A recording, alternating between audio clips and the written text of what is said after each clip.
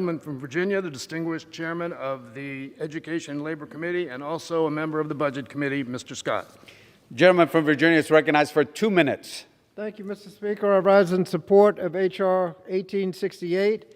Since the start of the pandemic, Congress has passed several emergency COVID-19 response packages to help our communities get back on their feet.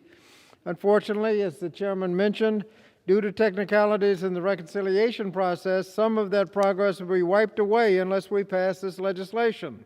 So H.R. 1868 is necessary to prevent the automatic across-the-board funding cuts that will undermine our recovery. Just as the ranking member mentioned, that will happen unless we pass this bill. Many of those cuts will occur within the jurisdiction of the Committee on Education and Labor. For example, the legislation before us protects student borrowers from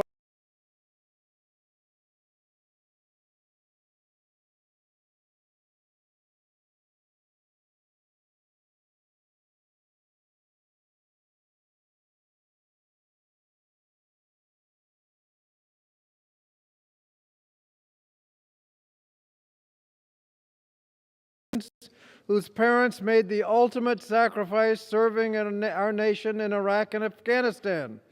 Finally, this bill protects Americans' access to affordable health care during the global health emergency. Mr. Speaker, Congress took bold action to get our country through the pandemic by enacting the American Rescue Plan.